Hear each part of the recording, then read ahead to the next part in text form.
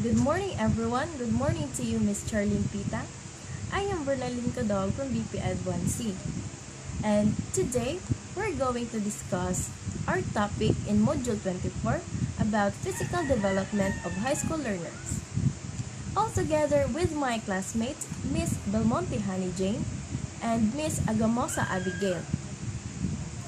So first, let me discuss what is physical development. So from the word itself, physical development, meaning it refers to the physical and biological changes that occur in humans between birth and adolescence. As a child grows and changes, he increases his ability to explore and interact with the world around him. There are numbers of principles involved in child's physical development. In addition, physical development is both growth and the ability to use muscles and body parts of particular skills to a physical development, and children often learn the skills by a certain age. Let me give you an example. Naay usa ka bata ang nagplay of baseball. And then, as a result, it will increase the muscle strength through holding the bat, improve the gross motor skills needed for swinging a bat, and develop hand-eye coordination by hitting the ball. Second, let me define what is adolescence.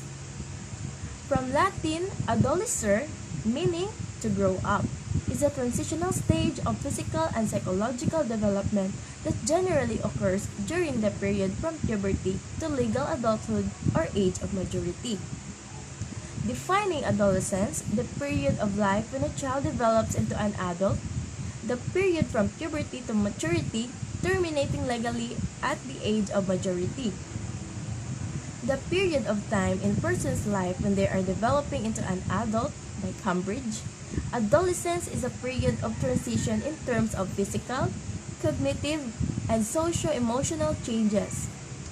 Physical transition being particularly coupled with sexual transformation. Next is the pubertal changes. So pubertal changes in all cultures, biological changes comprises the major transition from childhood to early adolescence. This is manifested by a change in physical appearance, a more rapid rate of developmental, next to the speed of growth of the fetus in the uterus, or known as the growth spurt. The phenomenon commonly results in the feeling of awkwardness and unfamiliarity with bodily changes. In addition, alterations in sleeping habits and parent-adolescent relationship may be experienced accompanying puberty changes. The growth hormones conditions gradual increase in body size and weight, but hormone flooding occurs during adolescence, causing an acceleration known as the growth spurt. Body changes include change in body dimensions like leg length, the shoulder width, trunk growth, rather than the leg growth.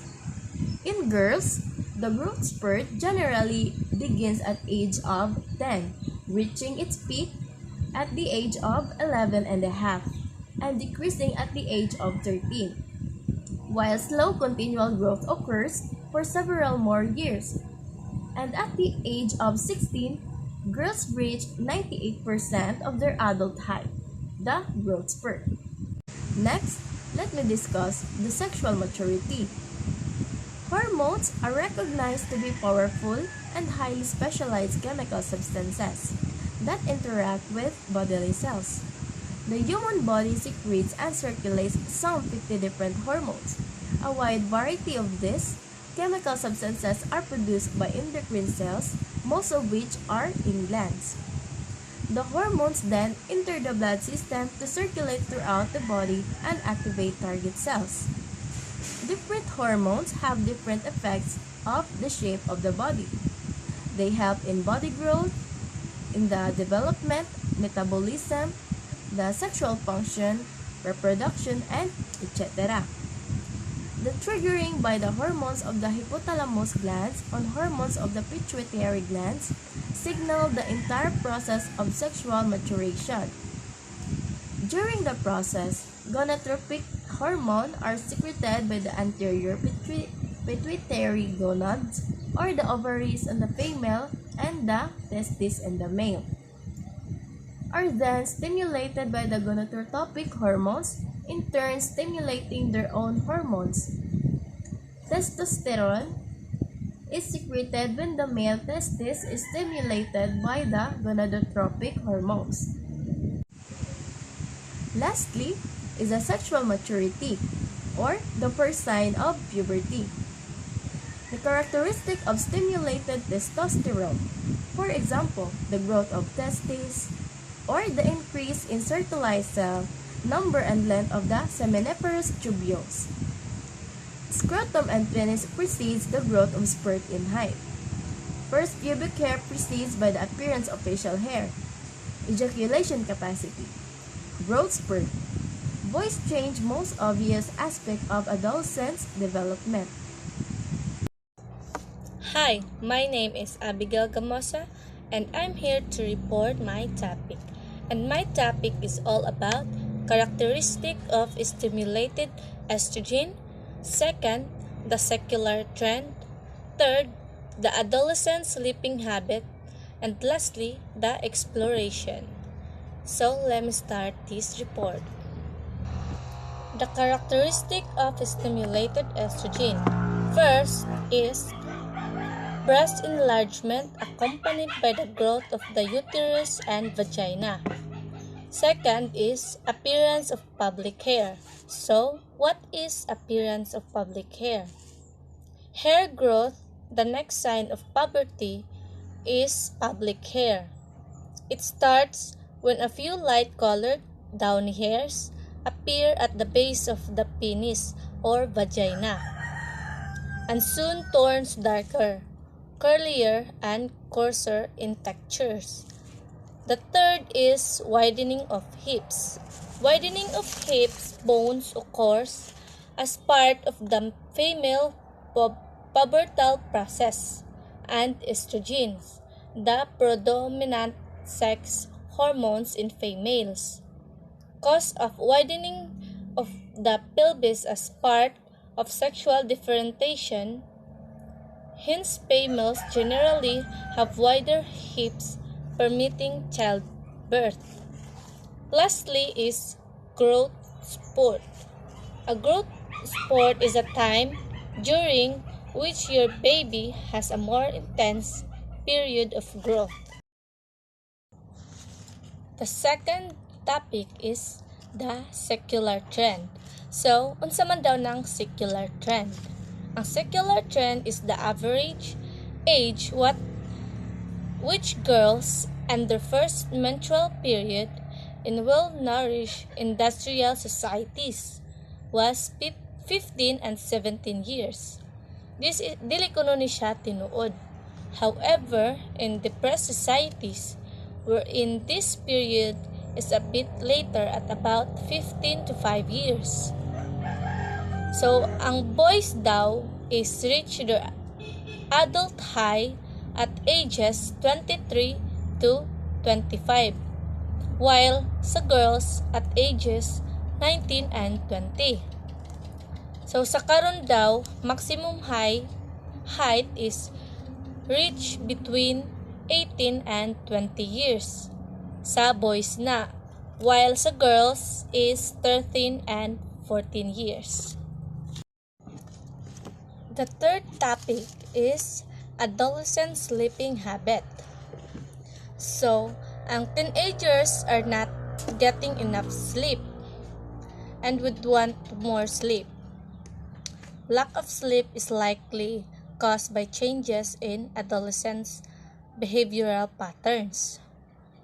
So, 90% daw of teenager high school student report going to bed later than midnight. So, ang adolescent sleep habit, kaya na siya reason. Reasons for lack of sleep. First, they enjoy it. Second, too much electronics. Third, socializing with peers. Fourth, homework effects of lack of sleep. So, kanina agad siya effect. Ang effect niya is some of the most serious potential problems associated with chronic sleep deprivation are high blood pressure, diabetes, heart attack, heart failure, or stroke.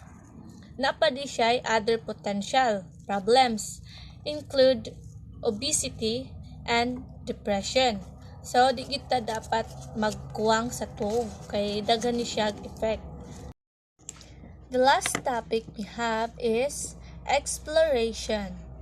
Exploration instinctively, adolescents become aware of changes in sexuality, thus undergoing a period of exploration and adjustment. So, ang learners daw sa sectarian schools are more likely to consider sexual openness to be dangerous, if not sinful. For example, it's like you're adventuring yourself into new things nga dili nimo makita sa inyo, pero sa laing lugar ngadto nimo siya makita. That's what we call exploration. Act of exploring into new things or places. Good day everyone, I'm Hanijane Isabel Mantay from BEPED 1C. I'm the one assigned to report the ideal masculine and feminine physique, adolescence and nutrition, and the ideal body part. So let's talk about the ideal masculine and feminine physiques. Masculine means having qualities or appearance traditionally associated with men, and feminine means having qualities or an appearance traditionally associated with women. And when you say physique, it is the form, size, and development of a person's body. Most adolescents desire an ideal body, which is the same as being attractive or handsome in the face. Features of the eyes, nose, lips, hair, and etc. And in body, tall and muscular for boys and tall and slender for girls. So, kita no, naman jud tay ideal body na to ganahan na to ma-achieve. Like, sa karon nowadays, ang malalaki kay ganahan sila nga ato makitan kasagaran jud kay mga tag-as, then mas kulado, masculine, then babae kay slender, skinny, and thin, kana sila pa sexy. In the developed countries like US, about 10% of adolescents have been known to take anabolic steroids. Anabolic steroids, usa ni siya ka drug, in tablet or in injectable form for cosmetic and athletic performance purposes. It is important to forewarn adolescents about the severe harmful effects of long-term use of steroids, liver dysfunction, cancer, and damage to the reproductive system.